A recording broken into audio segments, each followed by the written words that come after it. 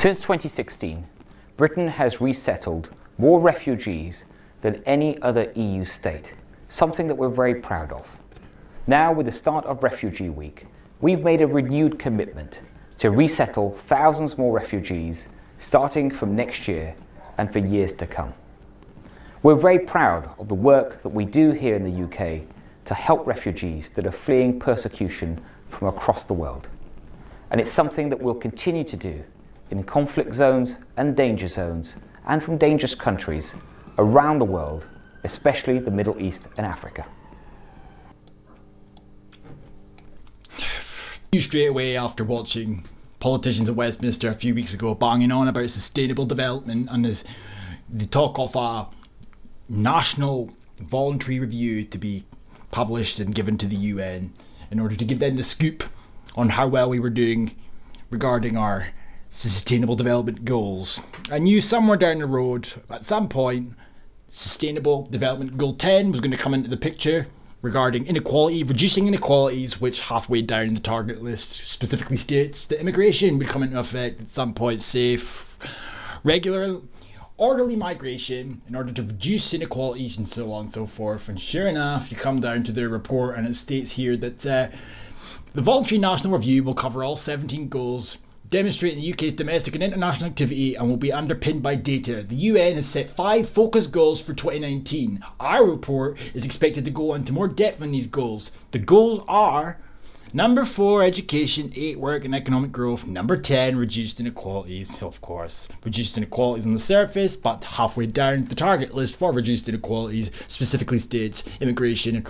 migration, etc. And all this talk of human rights constantly coming into in the narrative whenever they get the chance. It's an inevitability that the mass immigration will start to pour into the Western world, as they've got every excuse in the fucking playbook in order to justify these people continuously coming over here. The fabricated refugee crisis created deliberately in order to create chaos, in order for them to publish the UN Migration Compact as a means to stop said chaos. And since then, we've seen it go from refugees to supposed refugees to children who weren't actually children, women who happened to be African men, then just African men en masse for the most part, under the guise of refugees. Then it changed to the migrant crisis. Then we got told they were going to help our aging populace. And then we got told they're fleeing climate change and global warming and so on and so forth. Different excuses, but you know, the same outcome. It's all very well and good to put your humanitarian views out to the public and do what you think is right in order to house some refugees. But first and foremost, none of these people, bar Syrians, I would presume, are refugees, and it ain't Syrians we've been seeing. And why is Africa included in this all of a sudden? What the fuck has Africa got to do with Syria? And I thought the war in Syria was just about over. Years to come is the new trope. Is that so? Years to come. I mean, just pull the other one. I mean, this guy is fucking useless. We've made a renewed commitment. He made out in January that he was going to make sure he was going to work with France to crack down on the migrants that were trickling over the English Channel, pretending to be stumped and outraged at the people that were illegally crossing the Channel. Then what did he do? Fuck off! It went silent, you know? And it just seems to me that policy after policy after policy, whether it be wanking themselves off to the prospect of fucking diversity and multiculturalism and why it's a supposed strength, if that's not all that we hear about, it's the fact that they're passing policy after policy that imports more people from the third world or Africa, which is doing nothing to help our population in terms of becoming a minority in our own country. But God forbid you mention that, because if you do, you're a fucking racist.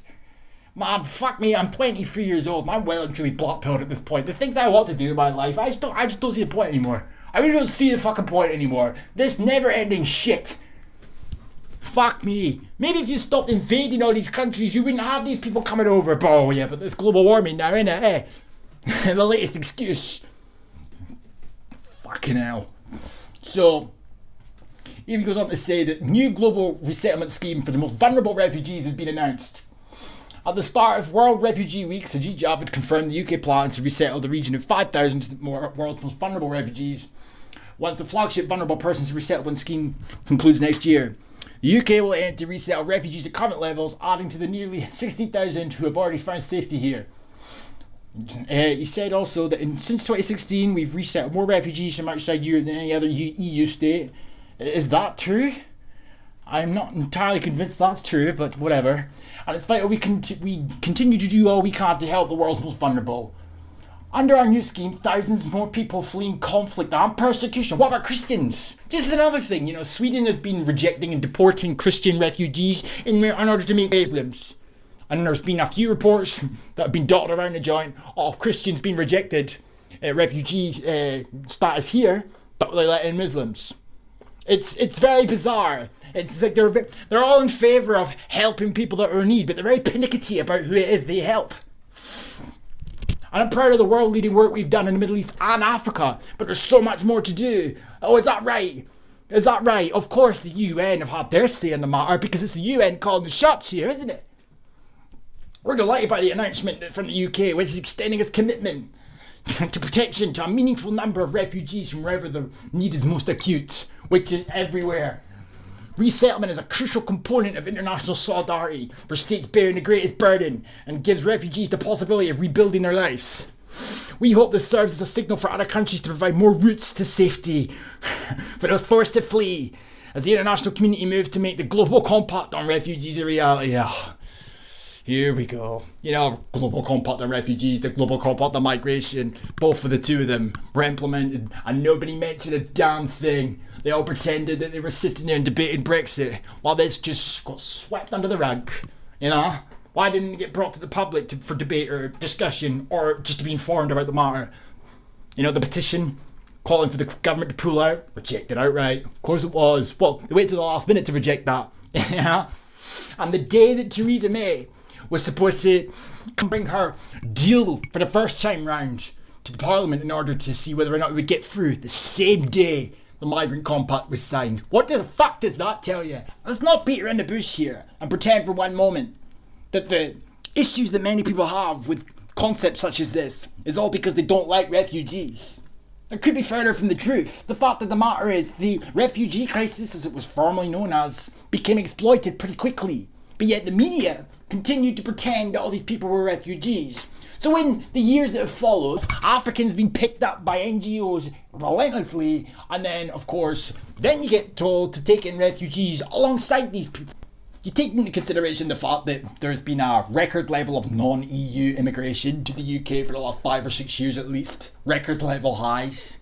No mention of that in the media. No mention of that from the politicians when they cry and whine about the supposed xenophobic white paper for cracking down on EU immigration post-Brexit. What is the fucking point of that? If you're going to continue non-EU immigration and allow it at the levels it's been at, as well as importing more refugees/migrants.